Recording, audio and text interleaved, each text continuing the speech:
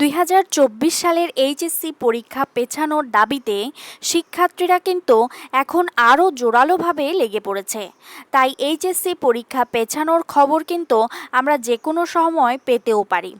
প্রিয় শিক্ষার্থীরা, একটা উদাহরণ যদি আমি তোমাদেরকে দেখাই, এইচএসসি পরীক্ষা 2 মাস পেছানো হোক, এই শিরোনামে কিন্তু ফেসবুকে একটি পাবলিক গ্রুপ রয়েছে, যেখানে 29,000 সদস্য অর্থাৎ 29,000 শিক্ষার্থী কিন্তু এখানে অংশগ্রহণ করেছে। এইখানে কিন্তু তারা বিভিন্ন ধরনের আন্দোলন সংগ্রাম বিষয়ক আন্দোলনের কিভাবে তারা যোগদান করবে, কিভাবে তাদের দাবি আদায় করবে, সব কিছু বিষয় সম্পর্কে কিন্তু এখানে তারা বলে থাকে।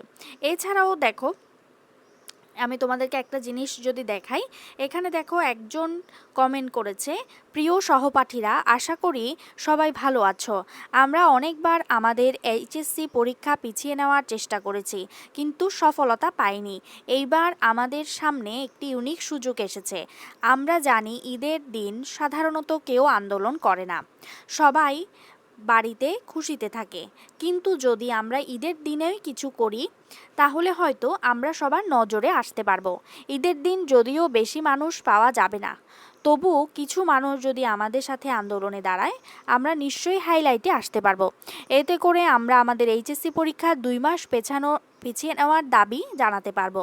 আসুন আমরা এই সুযোগ কাজে লাগাই এবং আমাদের দাবির পক্ষে শক্ত অবস্থান নেই। সবার সহযোগিতা এবং সক্রিয় অংশগ্রহণ কামনা করছি। দেখো, এখানে কিন্তু অনেকেই কিন্তু এখানে কমেন্ট করেছে এবং অনেকেই কিন্তু সেখানে সায়ও দিয়েছে যে পরীক্ষা পেছানোর জন্য যা যা করতে হয় তারা কিন্তু তা করতে একদম রাজি।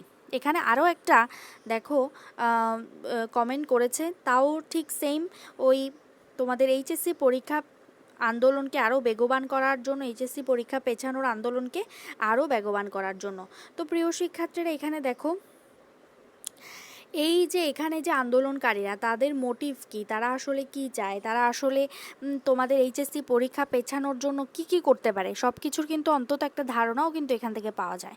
তাই এদের এই তোমার যে আন্দোলন সংগ্রাম ওরা লেগে পড়েছে, এটা কিন্তু খেয়াল করো। তাই এটা কিন্তু তোমার, যেহেতু আমরা জানি প্রথম আলো পত্রিকাতেও কিন্তু এই সম্পর্কে একটা শিক্ষক বলেছেন যাতে তোমাদের পরীক্ষা আসলেই পিছিয়ে দেওয়া হয়। এবং এইচএসসি পরীক্ষার্থীরা যেইভাবে আন্দোলনে নেমেছে, তো যে কোনো সময় কিন্তু আমরা এইচএসসি পরীক্ষা পেছানোর যে কোনো খবর কিন্তু আমরা পেতেও পারি। আমি নিশ্চিতভাবে বলছি না, কিন্তু পেতেও পারি, অর্থাৎ পাওয়ার সম্ভাবনাও কিন্তু রয়েছে। কিন্তু তাই বলে কিন্তু তোমরা বসে থাকলে তো চলবে না, তোমাদের পড়াশোনা চালিয়ে যেতে হবে, তার সাথে সাথে আপডেট নিউজগুলোও জানতে হবে। কিন্তু পড়াশোনা একদমই বন্ধ করা যাবে না। 1 মাস পিছাক বা 2 মাস পিছাক, পড়াশুনো কিন্তু চালিয়ে যেতে হবে। এই ক্ষেত্রে যারা পড়াশুনো করবে না, তারা কিন্তু পরবর্তীতে গিয়ে কিন্তু ধরা খাবে। তাই প্রিয় শিক্ষার্থীরা, এই তথ্যটা তোমাদের সাথে আজকে শেয়ার করলাম। আমার মনে হলো এটা তোমাদের আন্দোলন সম্পর্কে জানতে আরও বেশি সহযোগিতা করবে, যে আসলে যারা আন্দোলন করেছে তাদের চিন্তাভাবনা কি, তারা কতটুকু শক্তিশালীভাবে আন্দোলনটা করছে।